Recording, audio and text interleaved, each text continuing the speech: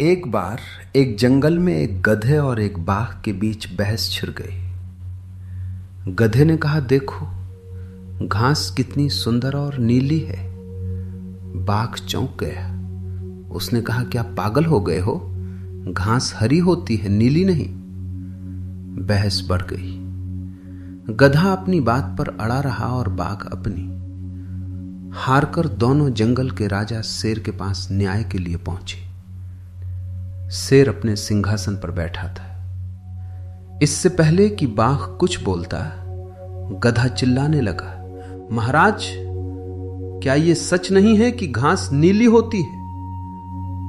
शेर ने शांति से गधे की ओर देखा और कहा, हां, तुम सही कह रहे हो, घास नीली ही होती है।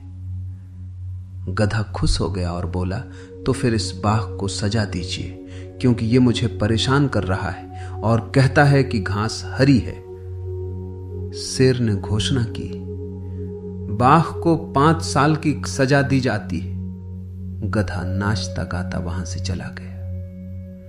बाघ बहुत दुखी और हैरान था। उसने शेर से पूछा, महाराज, आप भी जानते हैं कि घास हरी है, फिर आपने मुझे सजा क्यों दी? शेर ने कहा, सजा तुम्हें इसलिए नहीं मिली कि घास नीली है या हरी। सजा तुम्हें इसलिए मिली है क्योंकि तुम एक गधे के साथ बहस कर रहे थे। मूर्खों से बहस मत करो।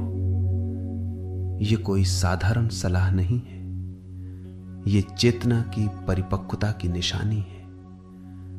जब तुम किसी मूर्ख से बहस करते हो, तुम ये मानकर चलते हो कि सामने वाला सुनने और समझने की स्थिति में है। लेकिन मूर्खता का मूल ही यही है कि वो सुन नहीं सकता, क्योंकि उसका मन पहले से भरा हुआ है, धारणाओं से, अहंकार से और अपनी ही बनाई हुई दुनिया से।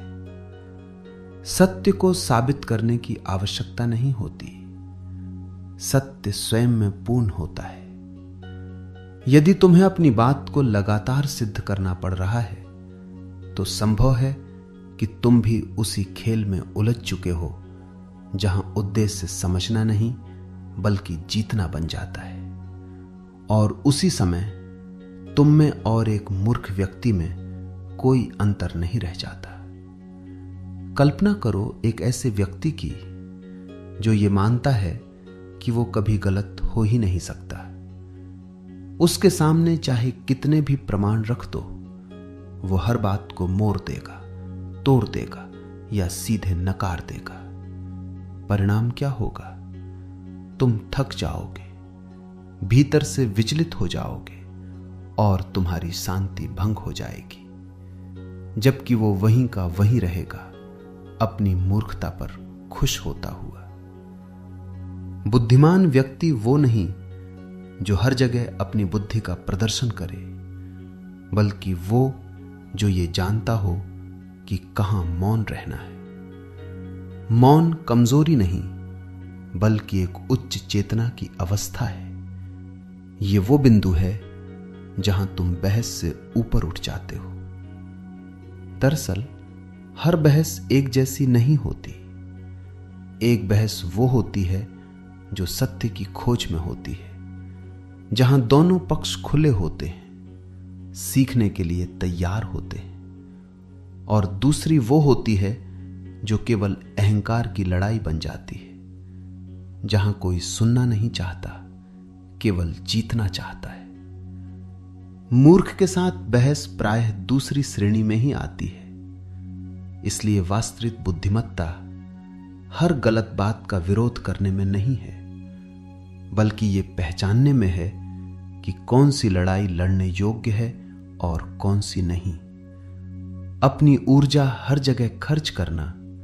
जैसे जैसे ये समझ गहरी होती है, तुम पाओगे कि तुम्हारे शब्द कम होते जा रहे हैं, लेकिन तुम्हारी उपस्थिति अधिक प्रभावशाली हो रही है।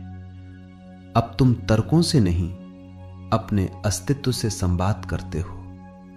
और सार यही है, मूर्ख से बहस करना उसे बदलना नहीं, बल्कि स्वयं को नीचे खींचना है, जबकि मौन रहना, मुस्कुराना और आगे बढ़ जाना यही आंतरिक शक्ति का संकेत है।